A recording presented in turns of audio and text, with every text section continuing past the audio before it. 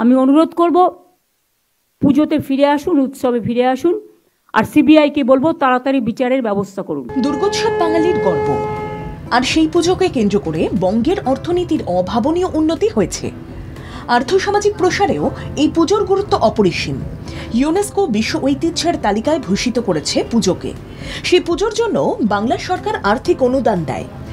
এর মাঝে আরজিকরের অবাঞ্ছিত ঘটনার জন্য রাজ্য সরকারের পক্ষ থেকে প্রদান করা পুজোর অনুদান না নেওয়ার কথা ঘোষণা করেছে কয়েকটি পুজো কমিটি। সেই বিষয়ে রাজ্যের অবস্থান স্পষ্ট করলেন মুখ্যমন্ত্রী মমতা বন্দ্যোপাধ্যায়।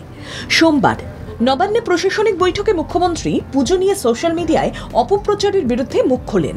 একই সঙ্গে তিনি জানান, ক্লাবগুলোকে অনুদান বাবদ দেওয়া হয় 450 কোটি টাকা।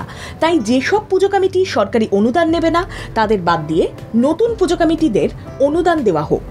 মুখ্যমন্ত্রী জানিয়ে দেন, মঙ্গলবার থেকে পুজোর অনুদান দেওয়া শুরু হবে। মমতার কড়া বার্তা, পুজো আমাদের সবচেয়ে বড় উৎসব, এটা নিয়ে কোনো কুৎসা অপপ্রচার না হয়। পুজোর টাকার যে ফান্ডিং, এবারে আরও কিছু এক্সট্রা রিকোয়েস্ট আমাদের কাছে এসছে। সবটা হয়তো পারবো না, কিন্তু আমাদের প্রায় 450 কোটি টাকার মতো খরচ হচ্ছে ক্লাবগুলোকে দেওয়ার জন্য। যদি কেউ না নিতে চান, ওয়েল অ্যান্ড গুড, তাদের সামর্থ্য আছে, তাহলে আপনার যে নতুন লিস্ট এসছে, নতুন লিস্ট থেকে নতুন যারা এসছেন তাদের দিয়ে দেবেন। বাংলার পুজোকে ঘিরে অর্থনীতির যে বিকাশ ঘটেছে সে বিষয়টিও উঠে আসে প্রশাসনিক প্রধানের বক্তব্যে।